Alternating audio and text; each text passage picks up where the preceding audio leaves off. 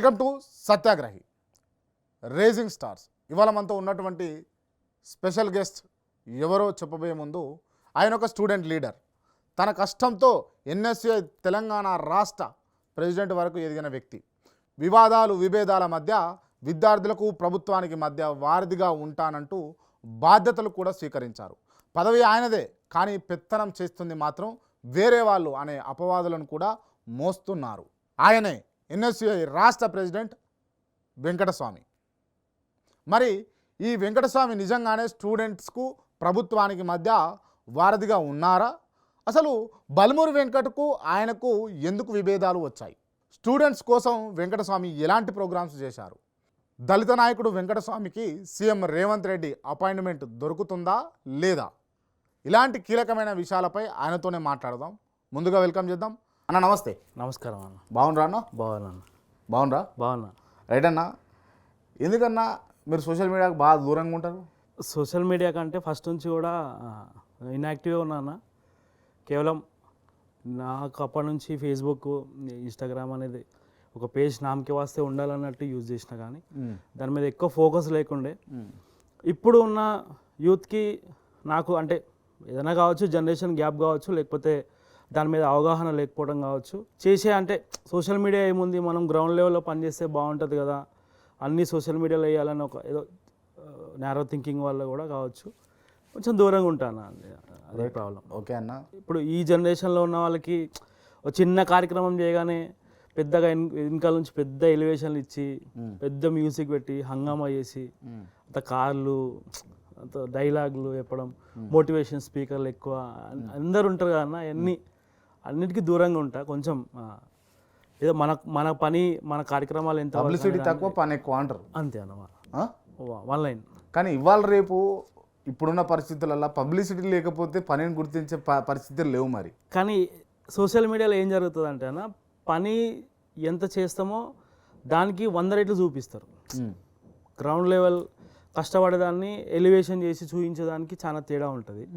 వీళ్ళు ఏం చేస్తారంటే చారణ కోడికి బారణ మసాలా లాగా అవన్నీ కొంచెం నచ్చగానే నేను కూడా దూరంగా ఉంటాను. మీరు స్టూడెంట్ లీడర్ నుంచి ఎన్ఎస్యుఐ ప్రెసిడెంట్ దాకా ఎదిగారు కదా. ఎస్ అన్న. ఏందన్న ఎక్స్పీరియన్స్ ఏంది? ఆ చేంజెస్ ఏం కనిపిస్తున్నాయి మీకు? అంటే నేను సిస్టంలో ఎట్లా వచ్చినాను అంటే, యాక్చువల్గా నేను 2010లో చైతన్య కాలేజ్ ప్రెసిడెంట్గా నాకు కెరీర్ స్టార్ట్ అయిందన్న ఎన్ఎస్యుఐ. ఆ తర్వాత జూబ్లీహిల్స్ నియోజకవర్గానికి కన్వీనర్గా ఉన్నా. ఆ టైంలో కూడా ఎలక్షన్ సిస్టమ్ అనేది లేకుండా ఎన్ఎస్యుఐలో కన్వీనర్గా ఒక 1-2 ఇయర్స్ పనిచేసిన తర్వాత ఎలక్షన్ సిస్టమ్ అనేది రాహుల్ గాంధీ గారు కింద స్థాయి ఉన్న కార్యకర్తలు, లేకపోతే గ్రామ స్థాయిలో ఉన్న కార్యకర్తలు అందరూ కూడా పొలిటికల్గా ఇంట్రెస్ట్ ఉన్న వాళ్ళు విద్యార్థి సంఘాలకు పనిచేయాలని పార్టీలో ఒక రిఫార్మ్స్ తీసుకొచ్చి దాంట్లో క్రమంలో భాగంగా ఎలక్షన్ సిస్టమ్ తీసుకొచ్చారన్న.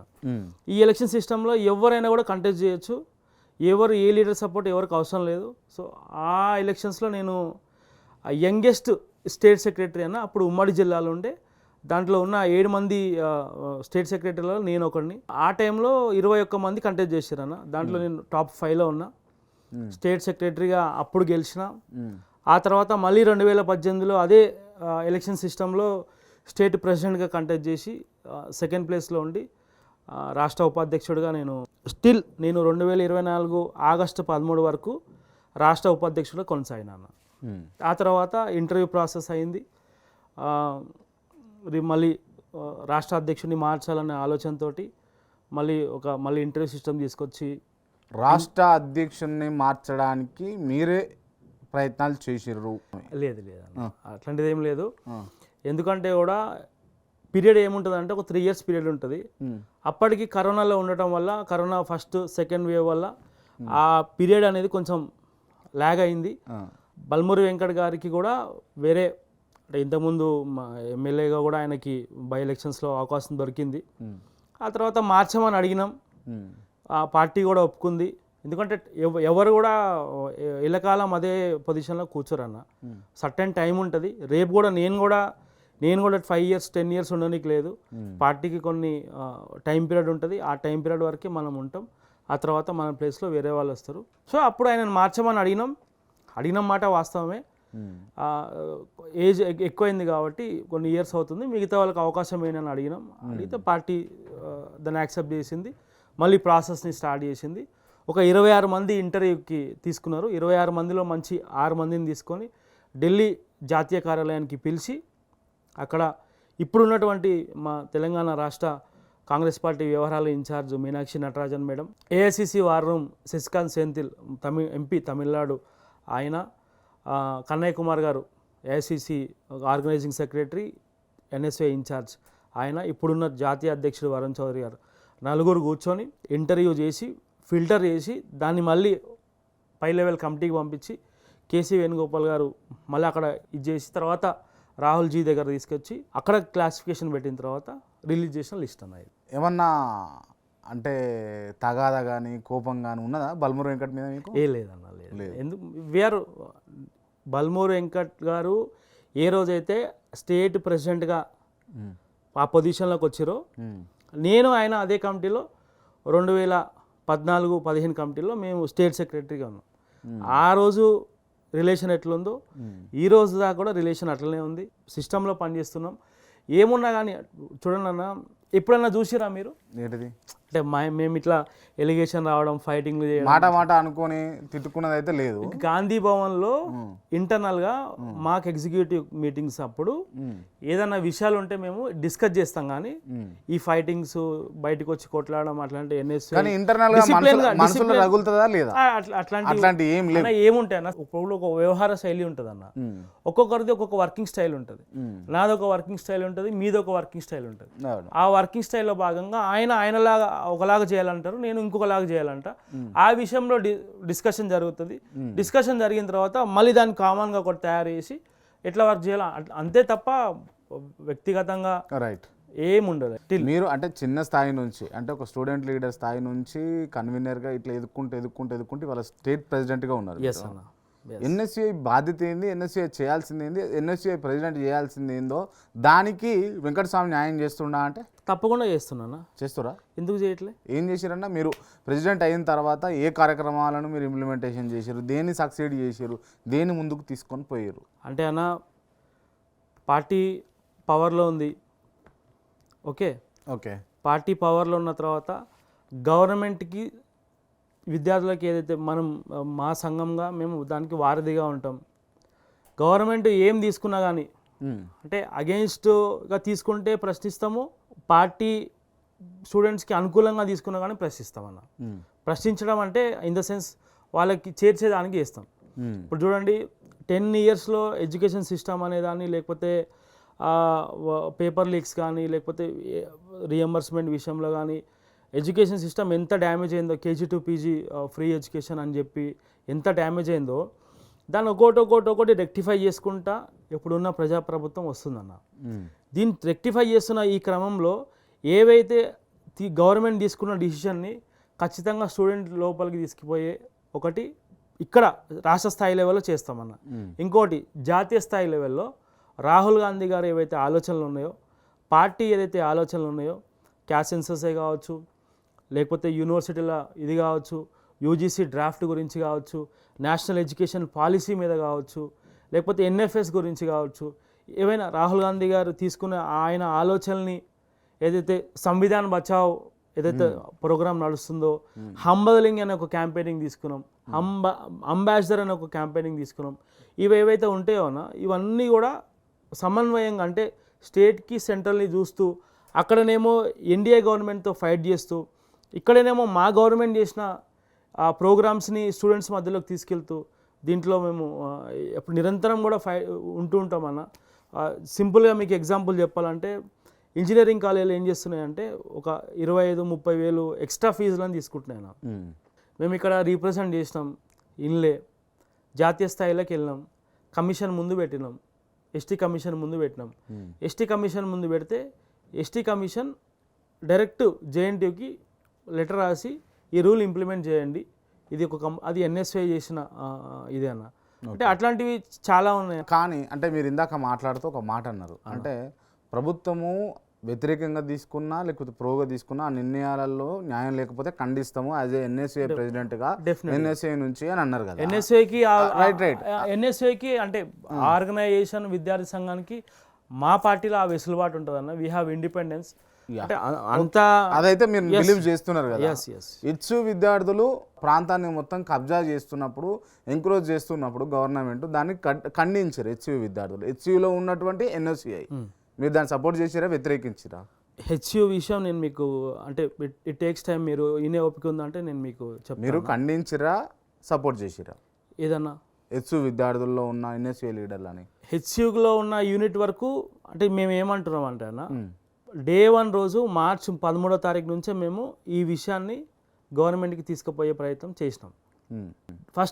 ఫస్ట్ ఏమని ప్రాపగండా చేశారు, ఈ ల్యాండ్ అనేదే యూనివర్సిటీ ల్యాండ్, ఇది గవర్నమెంట్ ఇప్పుడు గుంజుకుంటుందని ప్రాపగండా చేశారు.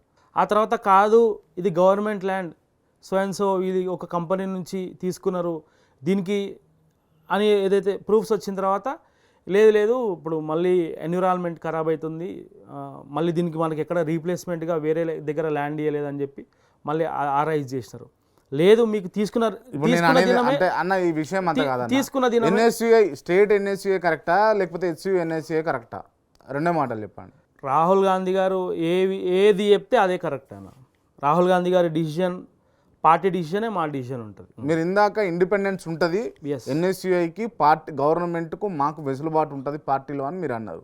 ఇప్పుడేమో రాహుల్ గాంధీ మీద డిసిషన్ ఎత్తేస్తున్నారు, ఎంతవరకు కరెక్ట్? అంటే అన్న చూడండి, నేనేమంటున్నా, హెచ్యూలో ఉండే ఎన్ఎస్యుఐ నాయకులకి వాళ్ళు దీన్ని మేము వ్యతిరేకిస్తున్నామని అన్నారు. అవునా? అవును, వ్యతిరేకిస్తున్నామన్నారు. అయితే స్టేట్మెంట్ కూడా వాళ్ళ ఆర్గనైజేషన్ అంటే వాళ్ళ యూనిట్ నుంచి ఇచ్చినారనమాట. మేము మా స్టేట్లో మేము గవర్నమెంట్కి ఏం చెప్పుకోగలగాలో మేము చెప్పినాం, మేము రిపోర్ట్ ఇచ్చినాం. మీరు క్లారిటీ ఇవ్వట్లే అన్న. ఎస్, నేనేమంటున్నా, మీరు హెచ్యూ విద్యార్థుల్లో ఉన్నటువంటి ఎన్ఎస్యుఐ లీడర్కి సపోర్టా లేకపోతే ఖండిస్తారా, వాళ్ళని వ్యతిరేకిస్తారా? అపోనెంటా సపోర్టా? ఎప్పుడు కూడా గవర్నమెంట్ అగేన్స్ట్గా స్టూడెంట్స్కి తీసుకోదని మేము భావిస్తాం కాబట్టి will be with the party అన్న. పార్టీ డిసిజన్నే మేము తీసుకుంటాం అన్న. పార్టీ డిసిషన్ మేము ఫాలో ఇండిపెండెంట్ గా తీసుకునేటటువంటి వ్యక్తిత్వం పార్టీ ఇండిపెండెంట్ గా అంటే పార్టీ ఒక లీడర్ గా తప్పును తప్పు ఒప్పును ఒప్పు అనేటటువంటి లిబర్టీ మీకు ఉన్నప్పుడు ఎందుకు మీరు దాన్ని ఖండించలేదు? ఆర్గనైజేషన్ ఏదైతే థాట్ పార్టీ ముందు పెడుతుందో, పార్టీ ఆర్గనైజేషన్ థాట్ని, స్టూడెంట్ థాట్ని, గవర్నమెంట్ థాట్ని తీసుకొని పార్టీ ఒక డిసిజన్ ఇస్తుంది. ఆ డిసిజన్కి మేము కట్టుబడి ఉంటాం. ఇప్పుడు గవర్నమెంట్ అగేన్స్ట్గా తీసుకుందా? హెచ్యూ విద్యార్థులకు అగెన్స్ట్గానే తీసుకుంది కదా, తీసుకుందని మీరు అంటున్నారు కదా. అవును, తీసుకున్న తర్వాత మరి ఇప్పుడు ఏమైంది? పార్టీ ఏం డిసిజన్ తీసుకుంది? పార్టీ డిసిజన్ కూడా ఇప్పుడు హోల్డ్ ఆన్లో ఉంది. పార్టీ ఎట్లా చెప్తే ఆర్గనైజేషన్ అట్లా ఉంటుంది అన్న. దాంట్లో ఎటువంటి సమంజసం లేదు, ఆలోచన లేదు. ఎన్ఎస్యుఐ ప్రెసిడెంట్ ఎవరన్నా? స్టేట్ తెలంగాణ స్టేట్ నేనేనా? మీరేనా? కానీ మీకు హవా ఎక్కువ ఉండదు, వేరే వాళ్ళ హవా ఎక్కువ ఉంటుంది అని విన్నాము, నిజమేనా? వేరే వాళ్ళ హవా అంటే అన్న ఎట్లా? అంటే మీరు బాగా నమ్మేటటువంటి వ్యక్తి ఎవరన్నా తెలంగాణ పర్టికులర్గా హైదరాబాద్లో? నేను ఇక్కడ హైదరాబాద్ ఎక్కువ నమ్మేది అంటే లీడర్నా లేకపోతే లీడర్లను మీరు ఇన్స్పిరేషన్గా తీసుకొని ఆ కుటుంబానికి మీరు అంకితంగా ఉన్నది 2 కుటుంబాలు ఉన్నాయి కదా, ఏ కుటుంబాలు అవి? పి జనార్దన్ రెడ్డి గారి కుటుంబం అన్న, ఇంకొకటి అంజన్ కుమార్ యాదవ్ గారి కుటుంబం. అంజన్ కుమార్ యాదవ్ గారు, అంజన్ కుమార్ యాదవ్ గారి తనయుడు అనిల్ కుమార్ అన్న. ఫ్యామిలీ అంటే ఆయన పెద్ద కాబట్టి ఆయన పేరు. రైట్. అనిల్ కుమార్ యాదవ్ గారితో మీకు ఎట్లుంటుంది ర్యాప్? మంచిగా బాగుంటుంది అన్న. Like they treat me like family member లాగా ట్రీట్ చేస్తారు. ఓకే, ఫ్యామిలీ మెంబర్ లాగా, కుటుంబం వరకు లేకపోతే పర్సనల్గా ఓకే. కానీ ఎన్ఎస్యుఐ ప్రెసిడెంట్ ఏమో మీరు, లీడ్ చేసేదేమో అనిల్ కుమార్ యాదవ్. లేదన్న, అది లీడ్ చేసేదేమో అనిల్ కుమార్ యాదవ్. ఇప్పుడు లీడ్ చేసేదేమో అనిల్ కుమార్ యాదవ్. పర్సెప్షన్ అన్న, రాంగ్ పర్సెప్షన్. ఎందుకోసం అంటే నేను చిన్నగా ఉన్నప్పటి నుంచి వాళ్ళ దగ్గర పెరిగిన, వాళ్ళ దగ్గర నేర్చుకున్నా. కార్యక్రమాలు ఎట్లా చేయాలి, ఏం చేయాలి అనేది నేను ఈ 10-12 ఇయర్స్లో నేను ఆయన దగ్గరే నేర్చుకున్నా. సో ఏదైనా నాకు సజెషన్ కావాలన్నా, ఒక గైడెన్స్ కావాలన్నా అనిల్ కుమార్ యాదవ్ గారిని అడగడంలో తప్పేం లేదు అన్న. అడుగుతారు, ఏదైనా 100%. ఏదైనా అడిగి నాకు ఇచ్చిన ఇండిపెండెన్స్, నన్ను అక్క అది చేయొద్దు ఇది చేయొద్దు అని ఇంకా చేయని చెప్పి నా వెనకాల నాకు డే టు డే 1-2 డేస్కి నువ్వు ఈ టూర్కి పోయినావా, ఈ కార్యక్రమం చేసినావా, అది చేయి ఇది చేయి అని నన్ను నాకంటే ఎక్కువ ఆయన పుష్ చేస్తుంటారు. కానీ నువ్వు అది చేయకు, నువ్వు ఆడిపోకు, నేను నిన్ను రిస్ట్రిక్ట్ చేయాలనే ఆలోచన పాపం ఎప్పుడూ లేదన్న.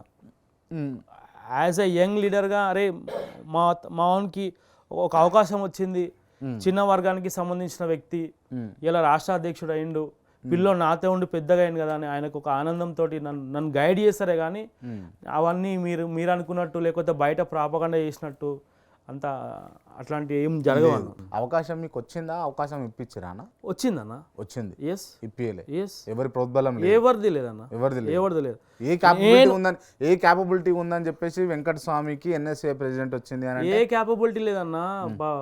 12 సంవత్సరాల ఆర్గనైజేషన్ కోసం పార్టీ కోసం కొట్లాడినందుకు వచ్చింది, కేసులు వేసుకున్నందుకు వచ్చింది, జాబులు వదులుకున్నందుకు వచ్చింది, పార్టీ కోసం నిబద్ధతగా పనిచేసినందుకు వచ్చింది, ఆర్గనైజేషన్ కోసం కమిటెడ్గా ఉన్నందుకు వచ్చింది.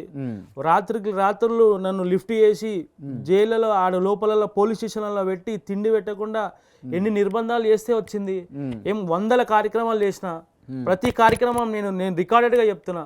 మీరు అన్నట్టు సోషల్ మీడియాలో లేవు సోషల్ మీడియాలో అంటే నేను ఎక్కువ కాన్సన్ట్రేట్ చేయనందుకే నేను 100% నేను చేసిన ప్రతి కార్యక్రమం నా దగ్గర ప్రొఫైల్ ఉంది, నేను మీకు ఇవ్వమంటే ఇస్తా.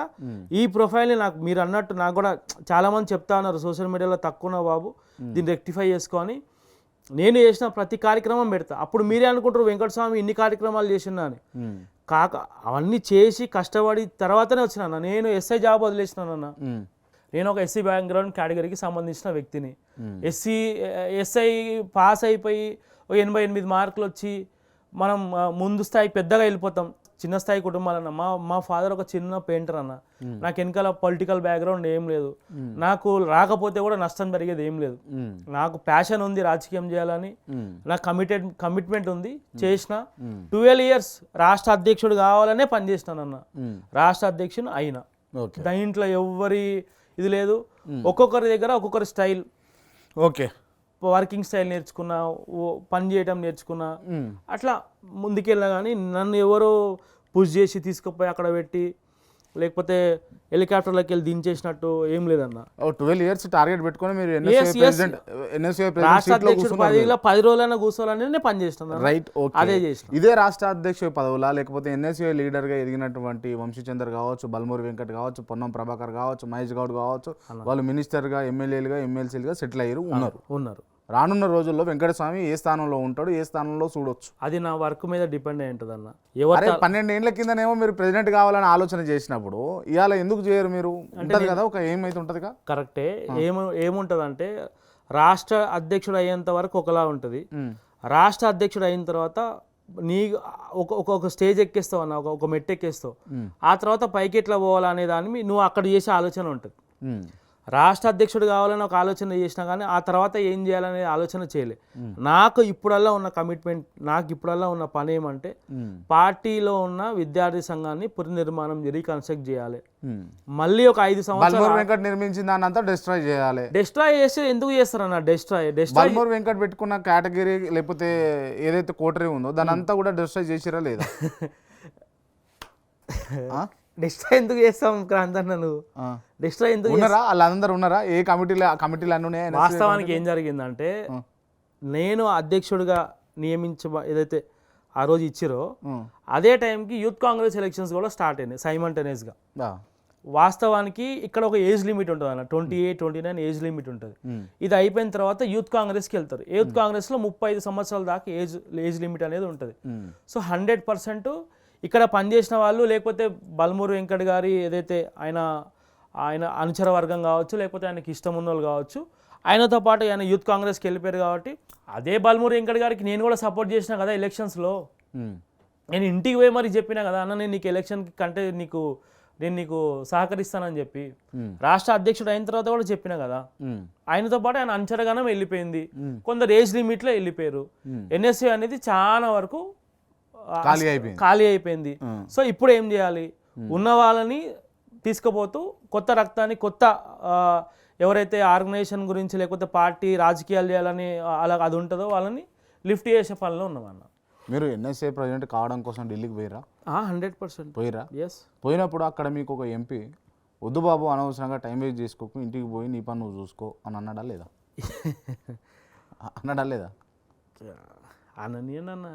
అన్నరా అంటే ఇక సరే అన్న, ఒక్కొక్కరు ఎంకరేజ్ చేస్తారు, ఒక్కొక్కరు డిస్కరేజ్ చేస్తూ ఉంటారు. ఎంపీ అని కాదు ఆయన, ఎక్స్ ఎంపీ, అదే మాజీ ఎంపీ అన్నాడా లేదా? అన్నారు. ఇక ఒక్కొక్కరు ఏమంటారు, నువ్వు చిన్నోని కదా పొలిటికల్ బ్యాక్గ్రౌండ్ ఉండాలి అట్లా ఇట్లా అంటే నేను అన్న అవుతుంటాయి అన్న దానివల్ల ఏముంది అనగానే అయిపోదు కదా. లాస్ట్ మినిట్ దాకా కూడా మనకున్న ఆ సంకల్ప బలాన్ని మనం ఇది చేసుకోలేం కదన్న. ఎందుకు వెంకటస్వామికి ఎన్ఎస్ఏ ప్రెసిడెంట్ వస్తుంది అని అంటే చాలా మంది కాంగ్రెస్ పార్టీలో వ్యతిరేకించారు.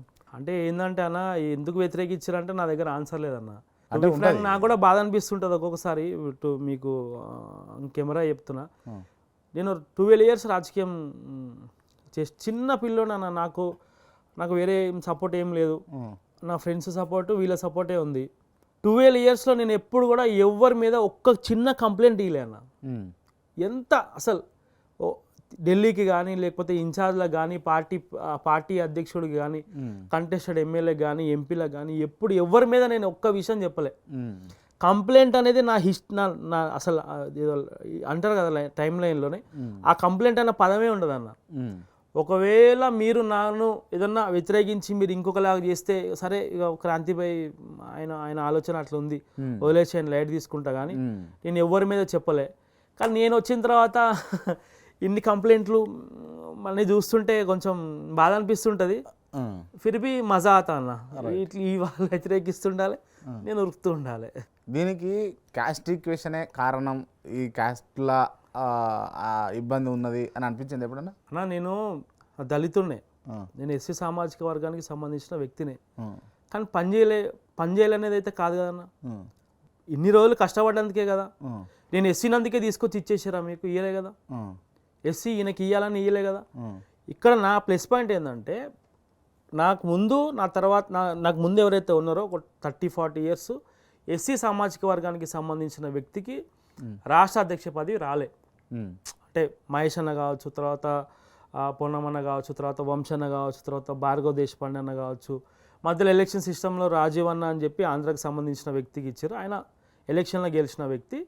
ఆయన మినహాయిస్తే అవినాష్ అన్న కావచ్చు, లేకపోతే రఘు గౌడ్ అన్న కావచ్చు, అంతకుముందు ఎవరున్నా కానీ పెద్దలు ఉన్నా కానీ ఎస్సీ సామాజిక వర్గానికి నామినేషన్ సిస్టంలో ఇయ్యలే. నేనే ఉన్నా, నాకే ఇచ్చారు.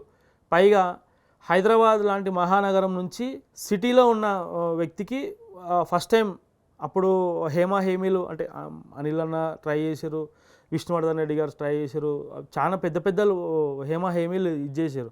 కానీ నా అదృష్టము తల్లిదండ్రులు వేసిన పుణ్యము, నేను దమ్మే పెద్దమ్మ తల్లి ఆశీర్వాదము, నాకు ఆ అవకాశం నాకు వచ్చిందన్న. సో నేను దాన్ని 100% సద్వినియోగం చేసుకుంటా. ఓకే, అంతేగాని నువ్వు ఎస్సీ ఉన్నందుకే వచ్చిందా, ఎస్సీలకే ఇచ్చిరా అనేది తప్పు. ఎస్సీ ఉన్న సమర్థుని కాబట్టి ఇచ్చిరు, పని చేయగలుగుతానే కాబట్టి ఇచ్చిరు, పని చేసిన కాబట్టి కాదు. అంటే కాంగ్రెస్ పార్టీలో మిమ్మల్ని తొక్కడానికి రీజను మీరు ఫలానా కాబట్టి మిమ్మల్ని దొక్కుతురా, లేకపోతే ఈక్వల్గా ఈ రెడ్డి రాజకీయం నడుస్తుంటే దాంట్లో కూడా మీరు భాగస్వాములు అయి ఉంటే ఎంకరేజ్ చేస్తుండే నా అన్నది నా ప్రశ్న. నేను ఎస్సీ కాబట్టి వచ్చింది అంటలేను. నేను ఎస్సీని అయితేనే తొక్కుతురా అంటే నా దగ్గర ఆన్సర్ లేదన్న. అంటే అది నీ మనసుకన్నా తెలిసి ఉంటుంది కదా, అందుకోసమే నా ప్రశ్న. ఎస్సీ అయితే తొక్కుతారా అంటే ఐ డోంట్ బిలీవ్. వాళ్ళకి వేరే ఆలోచనలు ఉండొచ్చు ఏమో. మా ఎస్సీలలో కూడా నన్ను కావాలని ఇది చేసి ఉండొచ్చేమో పార్టీలో. Right, okay. అందరూ వాళ్ళే చేయాలని ఏముందన్న, వాళ్ళు కూడా చేసి వాళ్ళు చేస్తున్నారు, వీళ్ళు చేస్తున్నారు అని అంటున్నా. క్యాస్ట్ పరంగా నన్ను తొక్కేస్తున్నారా అంటే ఐ డోంట్ బిలీవ్, అది కరెక్ట్ కాదేమో అని నేను ఫీల్ అవుతాను. ఓకే అన్న, మీ ప్రాపర్ ఎక్కడ? నేను ఇక్కడ హైదరాబాద్లో పుట్టి పెరిగినాను. హైదరాబాద్లో పుట్టి పెరిగి. ఎస్. కానీ బయట చాలా వరకు నేను విన్నది ఏంటంటే మీరు తెలంగాణ వాస్తవ్యులు కాదు, మీరు ఆంధ్ర వాస్తవ్యులు అని అన్నది. అన్న వెంకటస్వామి ఆంధ్రానా తెలంగాణనా? అన్న వెంకటస్వామి తెలంగాణనే. తెలంగాణ. ఎస్. మీకు హిస్టరీ చెప్తా వినండి. చెప్పండి. మా తాతగారు ఆంధ్ర నుంచి ఇక్కడికి మైగ్రేట్ అయ్యారు, దీంట్లో ఎటువంటి సందేహం లేదు. మీ తాత? మా తాత. ఓకే. తర్వాత మా నాయన ఇక్కడే. మా నాయన అప్పుడు చాలా చిన్న పిల్లోడు. మా నాయన పైదాసి అంతా ఇక్కడే అయింది. తర్వాత నాకంటే మా ముందు ఒక అక్క పుట్టింది, తను ఎక్స్పైర్ అయిపోయింది. తర్వాత నేను పుట్టిన. నాకు ఇలా 29 సంవత్సరాలు. మేము ఇక్కడ బంజారాహిల్స్లో రెంట్కుంటుంటిమి, అక్కడ ఏదో చిన్న చిత్కా పనిచేస్తుంటిమి. ఆ తర్వాత మేము రహమత్ నగర్ యూసుగూడకి వెళ్ళినాం. యూసుగూడ నుంచి మేము ఇప్పుడు ఉన్న దగ్గర 35 సంవత్సరాల నుంచి అక్కడే ఉంటున్నాం. ఇంకా నేను మళ్ళీ నా నెగిటివిటీ గురించి క్వశ్చన్ ఎక్కడ వస్తుందన్న? నాకు వినిపించింది నెగిటివిటీ గురించి. నేను ఏమంటున్నా, నా నెగిటివిటీ గురించి క్వశ్చన్ వస్తుంది. అవును, వెంకటస్వామి ఇక్కడే పుట్టిండు, వెంకటస్వామి ఇక్కడే చదువుకుండు, వెంకటస్వామి ఇదే ఇక్కడే పనిచేసిండు. తెలంగాణ ఉద్యమంలో వెంకటస్వామి జేఎన్టీయు జేఏసీలో స్పోక్స్ పర్సన్గా ఉపాధ్యక్షుడిగా ఉన్నాడు. శ్రీకృష్ణ కమిటీ ఏదైతే డిసెంబర్ 6కి రిపోర్ట్ ఇచ్చిందో 2010-11లో నేను చిన్న ఫస్ట్ ఇయర్ ఉన్న పిల్లోని అన్నీ ఉన్నాయన్న. ఇల్లు మాకు ఇల్లు ఉంది, సొంత ఇల్లు ఉంది, నేను ఇక్కడే చదువుకున్నా, నా ఎడ్యుకేషన్ ఇక్కడే ఉంది. ఇంకా దీనికంటే 12 years కమిటెడ్గా పార్టీకి పనిచేసిన. నాకు కాంగ్రెస్ పార్టీ తప్ప నాకు వేరే ఇంకొకటి లేకుండే. రైట్ అన్న. ఇప్పుడు పార్టీలో పనిచేయాలన్నా పార్టీలో తిరగాలన్నా పైసలు అయితే కావాలి కదా, ఎట్లా వస్తాయి మీకు? ఏం లేవన్న, పైసలు ఏం లేవు. నాకు తిప్పి కొడితే నేను రాష్ట్ర కార్యదర్శిగా అయినప్పుడు నా దగ్గర 2-wheeler కూడా లేదు. 2-wheeler కూడా నా దగ్గర లేదు. నాకు ఫస్ట్ నుంచి కూడా నా ఫ్రెండ్సే అన్న, నా ఫ్రెండ్స్ అన్నలు ఆ తమ్ముళ్ళు. ఇప్పుడంటే తమ్ముళ్ళు లేరు, నేను పెద్దగైనా కాబట్టి. అప్పటి నుంచి అన్నలు నా ఫ్రెండ్సే చేస్తుండే. బండ్లు తెచ్చిన లేకపోతే పస్తులున్న కష్టమో సుఖమో అంతా కూడా అన్నలు. నేనేందంటే నా చిన్నగా ఉండి అందరూ అరే పిల్లోడు బాగా పనిచేస్తాడు, ఫాస్ట్ ఉంటాడు మంచిగా అని చెప్పి నన్ను అందరూ కూడా నా ఏజ్లో అంటే నేను 20, 22, 23 ఉన్నా కానీ నన్ను 40 సంవత్సరాలు ఉన్న వ్యక్తి కూడా నన్ను పూజ చేస్తుండే. అరే చిన్న నువ్వు చేయి స్వామి, ఇట్లా చేయి అట్లా చేయి అని అందరూ కూడా ఓన్ చేసుకుంటున్నాను. అరే మా తమ్ముడు, మా ఇంటి తమ్ముడు అని చెప్పి ఓన్ చేసుకొని నాతో పని చేస్తుండే, నాతో కలిసి ఉంటుండే. మంచి చెడులైనా కూడా అంత అంచర వర్గం నాకు బాగా సాధ్ చేస్తున్నాను. ఓకే, నా క్యాడర్ నాకు అదే ప్లస్ పాయింట్ అన్న. ఫస్ట్ నా దగ్గర రూపాయి లేకపోయినా. ఇప్పుడు ఏం కార్ వాడతారు మీరు? నేను ఇన్నోవా వాడుతున్నాను. మీదేనా, కొనుక్కురా? అదేనా అంటే మాదే 15 years అవుతుంది అన్నది. 10 years ఓల్డ్ వెహికల్. అది ఓల్డ్ వెహికల్ అంటే అధ్యక్షుడు అయినాక తీసుకున్నారు? లేదన్న, అప్పుడే ఉంది. మా ఫాదర్కి ఉండే, దాన్ని నేను అయినాక అది వాడుతున్నాను అంతే. ఓకే, దానికి 34 మళ్ళీ నేను కొత్త కారు కొనుక్కున్నాను, ఏమన్నా తిప్పుకోగల దీన్ని. 36 డెంట్లు ఉన్నాయి దానికి, చూడు గట్టిగా 100లో పోతే ఊడిపోతాయి అన్నీ. కార్ది ఏముందన్న కూర్చెళ్తా. కార్లు లేకపోతే 300 కార్లు తీసుకొచ్చిన అన్న. కార్లు నాకు ఉండడం 1,000 కోట్ల రూపాయల కారు, 2 కోట్ల కారు కామ్ కన్నా దాన్ని వేరేగా ఉంటుంది సిస్టమ్. కార్లు సొంతం ఉంటేనే కాదు, కార్లు లేకున్నా కార్లు తీసుకొచ్చే కాలిబర్ ఉండాలి ఉంది అంటున్నా. Right, okay. గతంలో ఉన్న ఎన్ఎస్యుఐకి ఇప్పుడున్న ఎన్ఎస్యుఐకి కంపేర్ చేస్తే యాక్టివిటీస్ తగ్గిపోయినాయి, యాక్టివిటీస్లో రిజల్ట్ 0. యాక్టివిటీస్ అనేది తగ్గలేదన్న. వాస్తవానికి నేను మళ్ళీ ఇక్కడే ఇదే రిపీటెడ్గా మాట్లాడుతున్నాను, మీరు తప్పుగా అనుకోవద్దు. ఆర్గనైజేషన్ యూత్ కాంగ్రెస్కి మైగ్రేట్ అయిపోయిన తర్వాత ఎన్ఎస్యుఐలకు సంబంధించిన సోషల్ మీడియా కానీ, ఆ పిల్లోడు కూడా కొత్తగా వచ్చిండు, నాకు సోషల్ మీడియా అవగాహన లేదు, ఉన్న వాళ్ళు కూడా ఎన్ఎస్యుఐలో తక్కువ ఉన్నారు. కార్యక్రమాలు తక్కువైనాయి అని ఎక్కడ లేదన్న, పబ్లిసిటీ తక్కువైంది. దాన్ని నేను బిలీవ్ చేస్తాను. డిసెంబర్ 6, 2024లో జాతీయ ఎన్ఎస్యుఐ ఎగ్జిక్యూటివ్ మీటింగ్ అయితే నేను రాష్ట్రాలలో 29 రాష్ట్రాలలో టాప్ 5 పర్ఫార్మర్గా ఉన్నాను. అంటే అన్ని కార్యక్రమాలు. అండ్ ఇంకోటి ఏంటంటే మీకు గాంధీ భవన్లో జెండాలు ఇస్తలేరటగా, ఎన్ఎస్యుఐ జెండాలు? ఎందుకన్నా మాకెవరి మేమే కొనుక్కుంటాం జెండాలు. అందుబాటులో ఉన్నాయా? ఉన్నాయా? ఫుల్ ఫ్లెడ్జ్డ్గా ఉన్నాయి. ఇవన్నీ ఉంటాయా? ఉంటాయన్నా, ఉంటాయి. ఉంటాయి ఉన్నాయి, క్లియర్ కదా? ఎస్. మరి డౌట్ ఉన్నది ఇది కొంచెం. లేదన్న, అట్లాంటిది ఏం లేదు. Right, okay. మీరు ముఖ్యమంత్రి గారిని ఎన్నిసార్లు కలిసి ఉంటారన్నా? అన్న నేను ఈ 10 months పీరియడ్లో 10-15 సార్లు కలిసి ఉంటాను. 10-15 సార్లు మీరు ప్రెసిడెంట్ అయిన తర్వాత? అవునన్నా, కలిసిరు. నిన్న ఒక 2-3 days బ్యాక్ కూడా పొలిటికల్ అఫైర్ కమిటీలో ఉంది కదా, పొలిటికల్ అఫైర్ కమిటీలో ఐ వాజ్ ద మెంబర్ అన్న. ఆ రోజు కూడా కలిసిన. ఓకే, అంటే గుంపులో గోవింద కాకుండా అన్న ఏదైనా పర్సనల్ మీట్ కానీ, లేకపోతే పార్టీని ఎట్లా బలోపేతం చేయాలి, లేకపోతే ఈ వింగ్ని ఎట్లా బలోపేతం చేయాలన్న అంశాల మీద అంటే ఆ అంశాలు కూడా డిస్కషన్ జరుగుతూ ఉంటుంది అన్న. పార్టీలో ఎట్లుంటుంది అంటే, ఇప్పుడు పొలిటికల్ అఫైర్ కమిటీ మీటింగ్ ఉంది, మేము అక్కడ ఏమన్నా అందరూ ఫ్యామిలీ విషయాలు ఏం మాట్లాడుకోం కదా, పార్టీ ఆర్గనైజేషన్ గురించి బిల్డ్ ఎట్లా ఏం చేయాలి, పార్టీ సంస్కరణల గురించి కదా మాట్లాడుతుంటాం. అదే డిస్కషన్ జరుగుతుంది కదా. ఎప్పుడు కలిసినా కూడా ఏదో ఒక క్యాస్ట్ సెన్సస్ విషయమో కావచ్చు, లేకపోతే ఇంటిగ్రేటెడ్ స్కూల్స్ విషయంలో జరిగినప్పుడు కొన్ని మీటింగ్స్ పెడతారు, అప్పుడు కావచ్చు. టీపీసీసీ ఎగ్జిక్యూటివ్ మీటింగ్ అప్పుడు మమ్మల్ని రిపోర్ట్ అడుగుతారు, ఎంత పని జరుగుతుంది, ఏం జరుగుతుంది అని అడుగుతారు. ఇవన్నీ కూడా పార్టీ విషయంలో ఎప్పటికప్పుడు ఆయనకి ఇన్ఫర్మేషన్ ఉంటుంది. ఇవన్నీ మీరు చెప్తున్నారు, బట్ ఏంది అని అంటే ఇంతవరకు మీరు ముఖ్యమంత్రి గారిని పర్సనల్గా కలవలేదు, ముఖ్యమంత్రి గారే కావాలని మిమ్మల్ని పక్కన పెట్టిండు. వై? Because he's Dalit. అట్లాంటిది ఏముండదు అన్న. ఎందుకుంటుంది? ముఖ్యమంత్రి గారికి ఈ రాష్ట్రాన్ని సంలాంచాలి, పార్టీని సంలాంచాలి, ఇంతమంది ఎమ్మెల్యేలు, వ్యవహారాలు, పథకాలు, పనులు, పొద్దున లెగిస్తే 1000 వ్యవహారాలు ఉంటాయి. దాంట్లో వెంకటస్వామి అనేవాడు చిన్న ఇట్లా సమర్థిస్తా చిన్న ఆబ్వియస్లీ అన్న, అది ఇట్లా ఆబ్వియస్లీ రేపు వెంకటస్వామి రేపు నాకు తెలిసి అందరి విద్యార్థి సంఘం రేపు విద్యార్థి సంఘంకి సంబంధించి ఏదైనా అంశాలు ఉన్నాయి అంటే వెంకటస్వామిని ఖచ్చితంగా ముఖ్యమంత్రి గారు పిలుచుకుంటారు. ముఖ్యమంత్రి గారు పిలుచుకొని ముఖ్యమంత్రి గారు ఇప్పుడు ఏ కార్యక్రమాన్ని ఎట్లా తీసుకుపోవాలి ఏంది అని ఖచ్చితంగా అడుగుతారు. దానికోసం నేను ప్రత్యేకంగా వెళ్ళి ప్రత్యేకంగా కూర్చొని ఆ డిస్కషన్ చేసేది ఏముంటుందన్న? అంటే మీరు ఏదైనా నిజాలు చెప్తారు, అబద్ధాలు మాట్లాడరు అన్న, సత్యంగా ఉంటారు అని చెప్పేసి నేను అనుకున్నా. ఈ విషయంలో మీరు అబద్ధం చెప్తున్నారు నాకు అనిపిస్తుంది. అబద్ధం ఎందుకు చెప్తా క్రాంత్ అన్న? ఏం వస్తుంది ఇప్పుడు? నేను అబద్ధం చెప్పగానే నిజమైపోతుందా? అబద్ధం చెప్పాల్సిన అవసరం ఏముంటుంది?